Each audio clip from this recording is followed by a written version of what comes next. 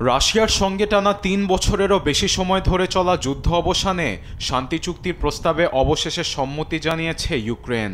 যুক্তরাষ্ট্রের প্রস্তাবিত শান্তি চুক্তির পরিকল্পনা চূড়ান্ত পর্যায়ে নিতে মার্কিন বিশেষ রাষ্ট্রদূত স্টিভ উইটকফকে মস্কোতে পাঠাচ্ছে ওয়াশিংটন। মঙ্গলবার হোয়াইট হাউসে বিষয়টি নিশ্চিত করেন মার্কিন প্রেসিডেন্ট ডোনাল্ড ট্রাম্প। ৮টি যুদ্ধ ৯ মাসে বন্ধ করেছি। শেষ যুদ্ধ বন্ধ করা একটু কঠিন, তবে আমরা খুব দ্রুতগতির সঙ্গেই এগুচ্ছি। যুদ্ধবন্ধের আলোচনা যখন চূড়ান্ত পর্যায়ে যাবে, তখন প্রেসিডেন্ট জেলেনস্কি ও পুতিনের সঙ্গে আমি দেখা করব এবং সেনাবাহিনীর সচিব ড্যান ড্রিসকল ইউক্রেনীয় শীর্ষ কর্মকর্তাদের সঙ্গে দেখা করবেন।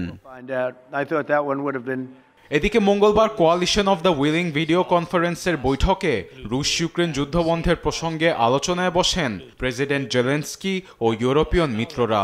মার্কিন প্রেসিডেন্ট ডোনাল্ড ট্রাম্পকে ইঙ্গিত করে জেলেনস্কি সাফ জানান, রাশিয়ার সঙ্গে শান্তি আলোচনায় ইউক্রেন ও ইউরোপীয় মিত্রদের রাখতেই হবে। ইউক্রেনের নিরাপত্তার বিষয়ে আমাদের অবশ্যই আলোচনায় রাখতে হবে। আমাদের না জানিয়ে কোনো সিদ্ধান্ত নিলে সেটা দেশের স্বার্থে কখনোই কাজ করবে না। জেনেভায় বৈঠকের পর আমরা যুক্তরাষ্ট্রের সঙ্গে শান্তি চুক্তির একটি কাঠামোতে সম্মত হয়েছি। এই বিষয়ে আমি প্রেসিডেন্ট ট্রাম্পের সঙ্গে সরাসরি আলোচনায় বসতে প্রস্তুত।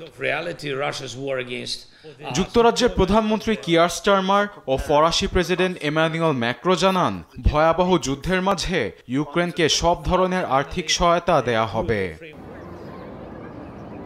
এদিকে শান্তি চুক্তির প্রাথমিক প্রস্তাব নিয়ে মস্কো সন্তুষ্টির কথা জানালেও জেনেভায় সংস্কার ও পরিমার্জন করা প্রস্তাবটি এখনও হাতে পায়নি ক্রেমলিন।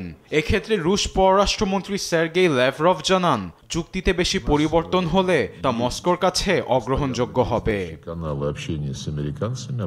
আরবিদ আফসার, নিউজ ডেস্ক, দেশ টিভি।